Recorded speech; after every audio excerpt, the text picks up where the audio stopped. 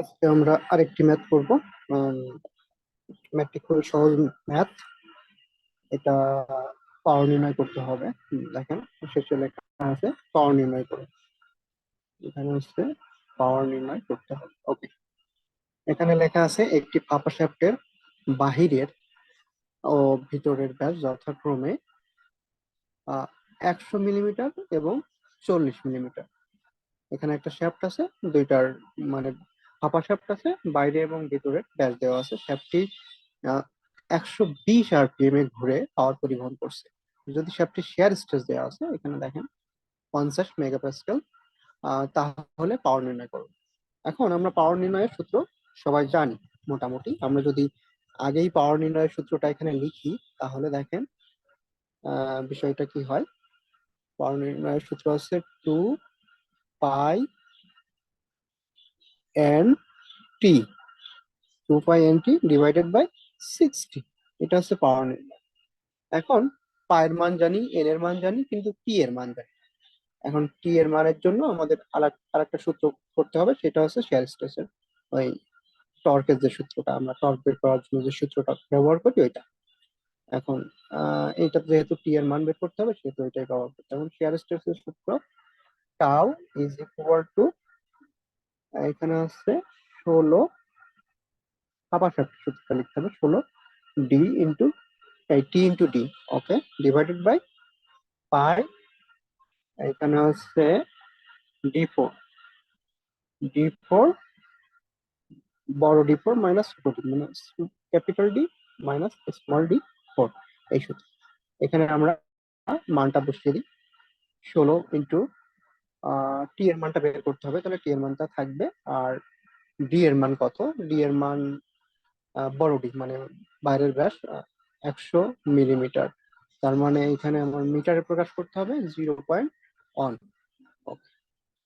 তারপরে হচ্ছে পাই আছে, সবসময় আমরা এমকেএস পদ্ধতিতে করার চেষ্টা করব, তাহলে আমাদের আর ভুল হবে না। ওকে, এখন বড় ডি এর মান 0.1 টু দি পাওয়ার 4, এবার হচ্ছে মাইনাস ছোট ডি মানে ভিতরের ব্যাস হচ্ছে 0.04 টু দি পাওয়ার 4। এটা হয়ে গেছে। এটা যদি আমরা ক্যালকুলেটারে প্রেস করি, তাহলে টি এর মান পেয়ে যাব।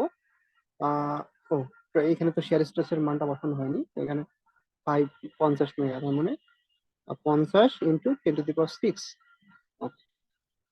10 টু দি পাওয়ার 6। এইবার এইটা যদি দিয়ে এটা সমান দিলে আমার টি এর মানটা পেয়ে যাবো। টি এর মানটা পাবো কিভাবে?